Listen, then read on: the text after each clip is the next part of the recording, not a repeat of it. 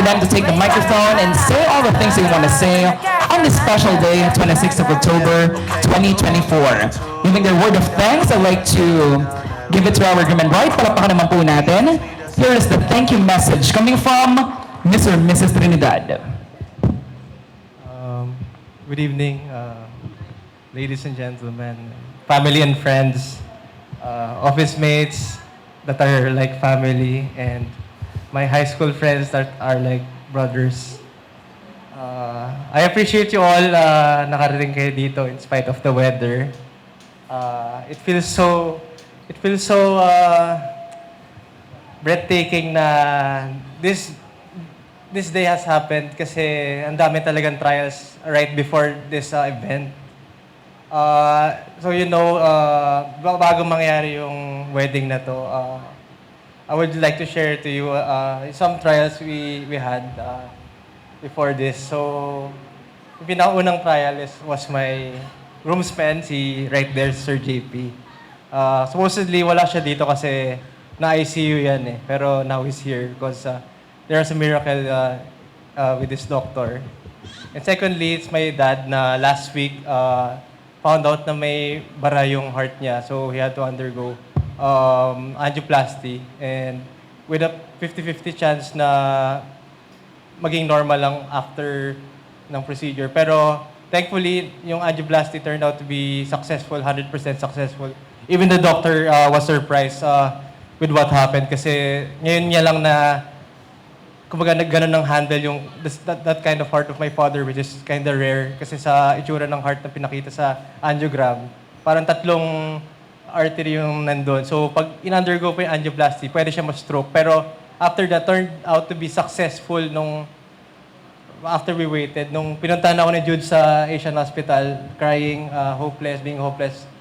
Nung nandun si Jude, she was there and we stood up, we went up. Tapos sabi ng doctor, okay na yung papa mo, he's okay and wala naman nangyaring any heart attack. So, hindi na barado puso niya. So, and nung nagpunta kami kasi dito, Monday, nung October 21, land trip. So, we didn't know na magkakaroon ng bagyo na matindi, na hindi lang basta bagyo, pero this kind of typhoon na damage a lot of houses in Albay. So, grabe, sabi ko, grabe naman yung na-encounter natin, Judy. Bakit on our wedding month or at the wedding week na, ito ba yung nangyayari? So, ako, I was like, sige, let's trust God. So, let's see what will happen next. So, nangyari, thankfully nakadating kami on Monday safe. Umalis kami doon ng morning, dumating kami ng gabi.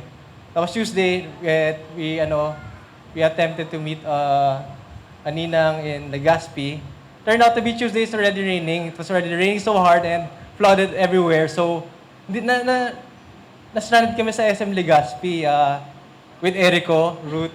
Kasi bridal shower, surprise sa Starbucks. So, turned out to be na stranded kami. So, halos din na kami naka-web. Thankfully, Erico rescued us. Nakistay kami sa tito niya sa Legazpi. Tapos ngayon, yung another trial, pinilit namin umalis doon right after ng umaga ng 6 a.m. kahit wala pang announcement na possible. So, para kaming mga news team noon na kami lang makakaalam kung pwedeng dumaan. So, malakas loob namin eh. Si Jude, malakas sa loob, pati ako. So, diniretso namin, tas nakita namin flooded. Sabi ko, back ka na dyan, backing ka na dyan. Kasi siya yung nag-drive during that time kasi hindi naman ako taga dito. So, nung nag-backing siya, no turning back, diniretso niya, buti na lang kinaya ng car. Tapos pagdating namin doon sa area ng Legazpi, may mga trees na naka-spread. So, tapos may mga yung nakataob na poste. So, nakakatakot baka ma-flatan. Pero, we still managed to push kasi malakas ang loob ng wife ko. So, ito yung masasabi ko, I chose the right woman and ito talaga yung pinagdasal ko kay God. So, anyway, I will just thank you all sa mga pumunta, especially sa family ni Jude. You made it all complete. Kahit may bad typhoon, I appreciate all. To my office mates, Sir Wilson, my boss, IT, Sir Greg, Sir JP, thankful ako na kahit may bagyo, tinuloy nyo pa rin yung flight nyo kahit delikado. And to the Carpenteros, High School, Southville, 2006, kayo na yung kasama ko. Nagulat ako, nandito kayo kasi nag-message ako sa kanila. Sin lang ang reply. Pero kahapon nung nag-ayos ako, nakita ko nandun na sila nag-aabang ng yung room nila. So, Versosa, nag-check-in ka pa sa hotel ng Legazpia. Thank you. I love you all. JJ, Paolo, Jaime. So, other friends ni Judy, si Reg, yung naging ka-close. Thank you na pinayagan mo mag-propose sa bahay mo, kay Jude. During our small Christmas party, sila MJ, sila Joey, sila Leo. I would like to mention everyone, especially the principal sponsors, Tita Jack, Ate Tel, mag-asawang Castelo. I'll give it to my wife since I have a bad memory. Pero kilala ko kayo by faces and I see you in social media. So thankful ako talaga. To all the family of Jude, ang dami nyo. I feel so complete kahit wala yung pamilya ko dito. Pero pamilya ko na rin kayo. So I'll give it to my wife.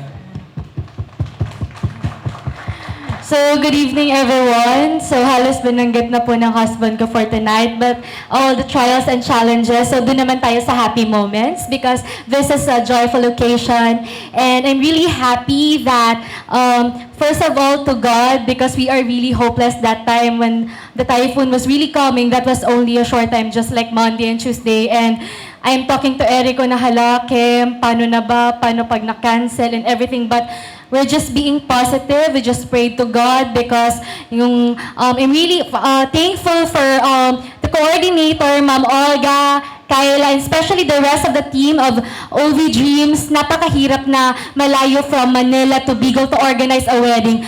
Before, I was also hosting. I thought it was just fun and all the glamour, but it was really a journey na kailangan ninyong pagtulungan. But it's really happy right now na, wow, we're here right now. And kung may gusto ikasal, birthday, pinopromote ko na po ang OV Dreams, of course, to be your coordinator. And of course, to our seamless host, Mr. Gus, kahit nakilala ko yun sa car wash lang before, inalo ko ng Fleur sa kanyang car wash and nakita ko, ang galing niya pala mag-host. So sabi ko, Ma'am, pag kinasal ako, I want you to be the host of my wedding. And sinabi ko yun kay Miggy na, I think na makikita ko naman kanina na napaka-energetic and ginive niya yung best niya for this wedding. And of course, to my family, Tita Jack, Ate Tel, Kuya Elvin, galing pa po sila from other country but they fly just to be with our wedding. And of course, to Mama Sel and Sir Betty na laging, nasa Bicol pa po ako, sila laging nag-aayos sa akin. So anak-anakan na nila ako and they are my ninang sa ninong. So and of course, wala na po si Dr. Morco, umalis na po ata. But I'm a medical representative and I'm covering Legazpi City. She's my top pedia doctor. I'm really appreciating na nandito po siya. So yun, of course, to my pinsans, Kuya Hill, Ate Kate, AJ, sila po galing from trip kahit na stranded. Nag-double trip from Cebu, balik ulit Daraga, so they made it. And of course, to my best friend, si Nilo din pala, Nila, Joey and Leo, Ate Reg, Sheila, and the rest of our Manila friends. Thank you so much for coming kahit nung Thursday, nakita namin sa news na medyo flooded na rin dun. So really, sabi namin, basta matuloy na lang yung wedding. And of course, to my office mates na aking husband, Natra Farm, Sir, thank you so much for coming. And of course, Sir Jeep, Sir Greg, and Sir Wilson. And of course, Carpenteros, Paolo, Jaime, JJ, and Sheena. Thank you so much, nandun kami last time ng wedding nila. And of course, to my office mates of my mom, thank you so much po sa pagpunta. And especially sa family ko talaga, kompleto po sila. Brutus family, Imperial family, Velus family, Castello family, and the rest of my cousins. And all of you are here. And of course, to my high school friends, shout out there, Marife, Yvonne, Nanette, Hillary, Jonas, and Lorraine, who also flew from Manila. Thank you so much for coming here. So, I'm really grateful to all of you kung yung mga nakalimutan. We are really grateful for tonight, for gracing this joyful occasion. So, thank thank you so much and let's have fun. We have mobile bar there. Ay, sinasabi ko, joke lang. And of course, grazing table and let's have fun. Thank you so much, everyone. Ay, may sasabihin pa siya. I love you, Mami Weng and Tito Tad. You're my new mom and dad. And Jed, matagal na kitang kapatid eh. Pero I appreciate you always. Ako din, love you Mama, love you Papa, and love you Jedy for always being there for us. And of course, thank you so much everyone, and thank you talaga. Oh, yeah. Thank you. You've heard it coming from our groom and bride.